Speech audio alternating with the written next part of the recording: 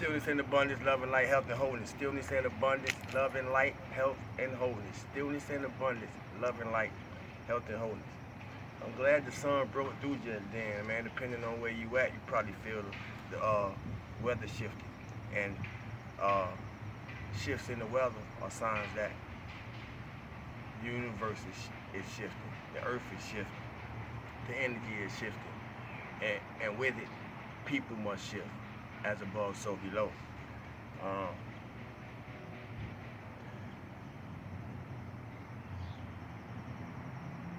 I hope everybody feeling good for no reason at all. Operating in the highest version of your true, authentic self. My name is Sabu God. I am authentically me. I was meditating earlier this AM, and through my travel, through mind and memory, it brought me to a time, or it took me to a time, I want to say it might have been around 95, somewhere around there. But it took me a time where I was in a certain space in my life. And I'm sharing it as I saw it, and I wrote it down. But I was in the streets at this time, doing what street dudes do, depending on your level of expertise. As a disclaimer, I'm not here to exaggerate or big up street life.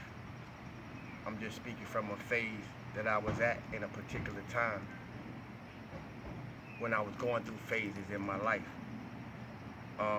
But anyway, I was in the process of doing what I do, or doing what we do for those who resonate with street life. Many times we don't know that people are watching us. In general, people are watching us, old and young. However, at this time, this what was going on. Like I said, around 95 or so. But anyway, I was doing what I was doing, and a lady pulled up on me, right at the spot, right on the block, and she asked me, "Do you have a regular job?" And let me know that she been watching me, and it wasn't in no police type situation, you know. But it did, give me a knee-jerk reaction. But she asked me, did I have a regular job? And I was honest, I said no. I wasn't working at the time. I think at this point in time, I might have had just lost my job by going to jail. I was working at ForWard Motor Company. But anyway, I wasn't working at this time. And she went on, speaking some things to me concerning Social Security, insurance plans,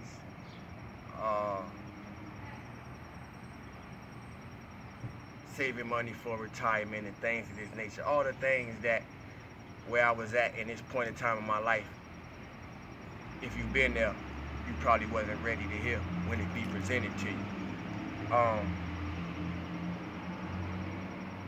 But I wasn't in a space to really try to hear what she was saying. But I stood there patiently and I heard her out, respectfully, and listened to everything that she had to say, no matter how much I felt like I was being energetically held. If you resonate with where I'm going, then you understand these feelings that come with this life when certain type of people approach us. But it felt like I was, even though I wasn't being held there or that I had to listen to it, it felt like I was being compelled to stand there and listen. So I did.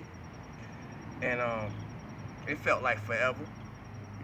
But before she let me go, or what felt like something let me go or release me, even though I wasn't physically constrained, she said something to me that I didn't realize would stick with me for the rest of my life. She said, Don't any retirement plans or medical benefits come with the street life, baby. She said, but God bless you. And I said he did, and she drove off. My point in sharing that was reflection and direction.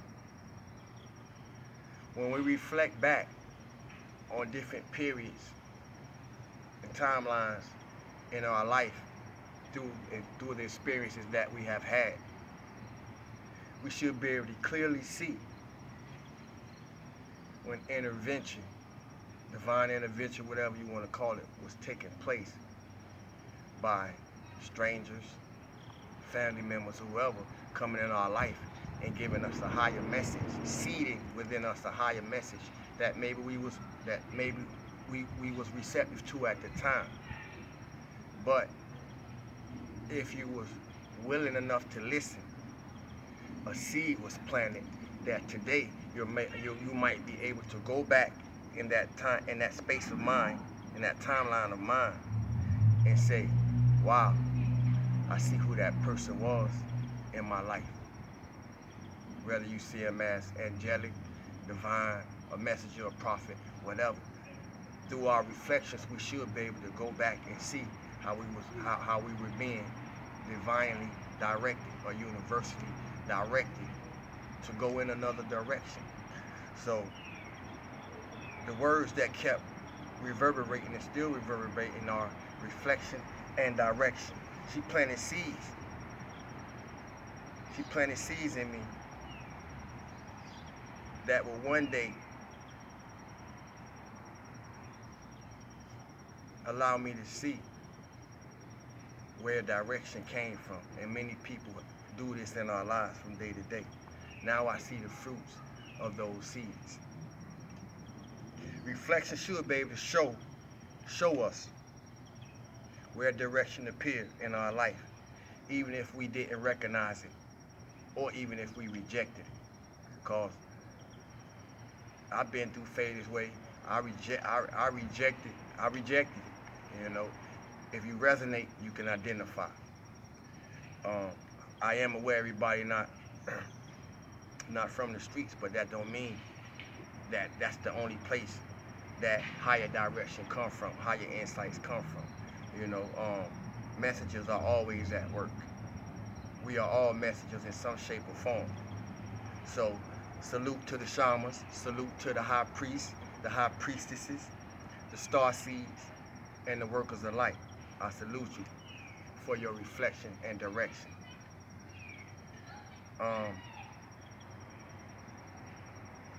And since reflection and direction is the topic, what's yours?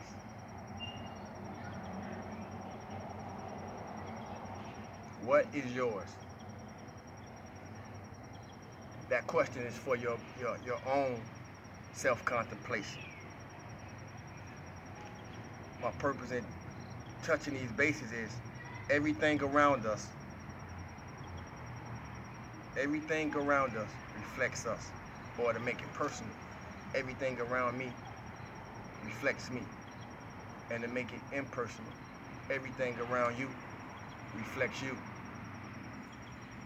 That's gonna say different things to different people, but I really hope it say something to somebody. If you're in a conscious awareness of how karma works, how to recognize karmic patterns, to pass karmic lessons through the people, circumstances, situations, and experiences in our life, you're right where you're supposed to be. Don't look back, don't look left, or don't look right. Keep going in and keep moving forward. If y'all caught what I said keep going in to keep moving forward.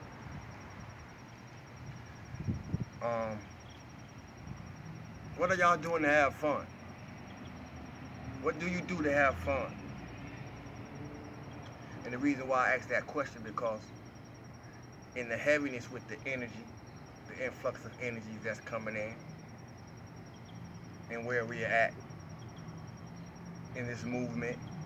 It's an uptight energy that comes along with it. I spoke about some things in the last video: irritation, aggravation, aggression, different frequencies that come with the heaviness of the energy. It don't have to be negative. It may impact some of us on the negative.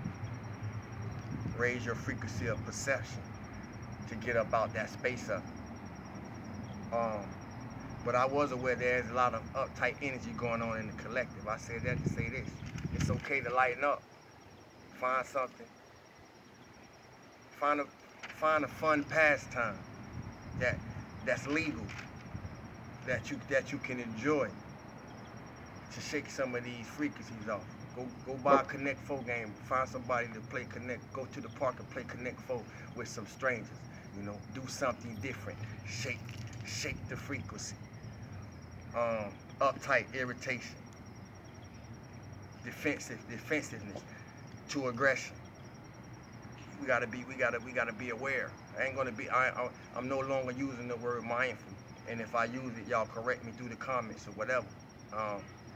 But because we don't need our minds to be full of anything at this present time, we need to be more aware, not filled up the way we can't allow anything to get in or anything to get out. We need to be aware in an open space.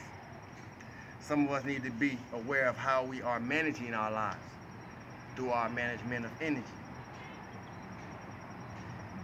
and pay attention to the things that overwhelm us,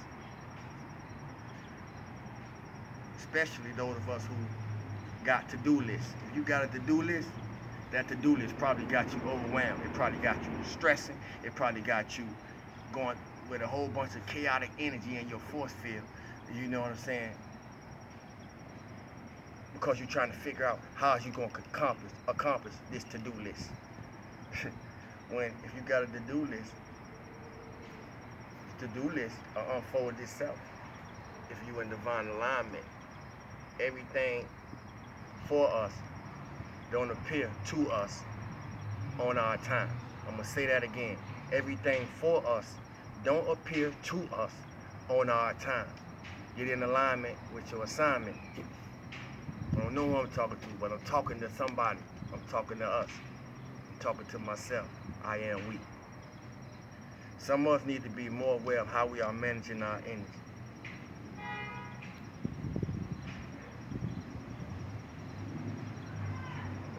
We need to find ways to build up our energy through things that normally take away from us. It's possible. I don't know how I do it, but when I figure it out, I'm going to share that. But I'm going to say it again. It's ways to build up your energy while interacting in things that would normally take from it. If you have made that shift, then I don't have to explain it. You already understand it. Meditate, relax.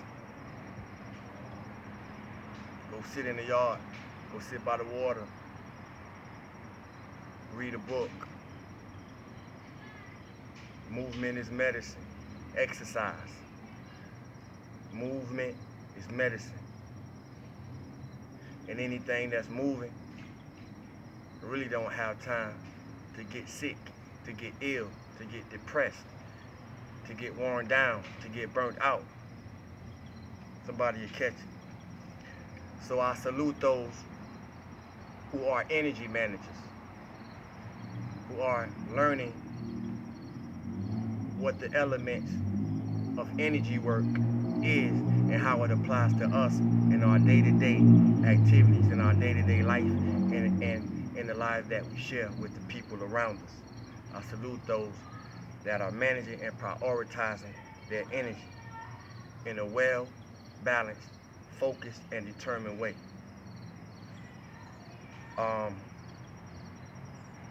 Self-management is stress management.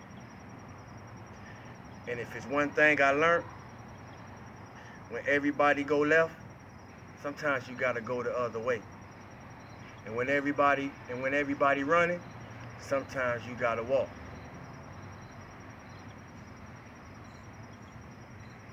Life ain't a power struggle.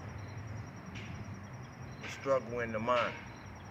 And when we defeat the struggle in the mind, God will prepare your table in the presence of your enemies. Inspire, compliment, encourage. Keep it icy. Feel good for no reason at all. Stay true and authentic to the highest version of your authentic self. This is your host and co-pilot, Sawu the God, signing off. I love y'all, fam. One.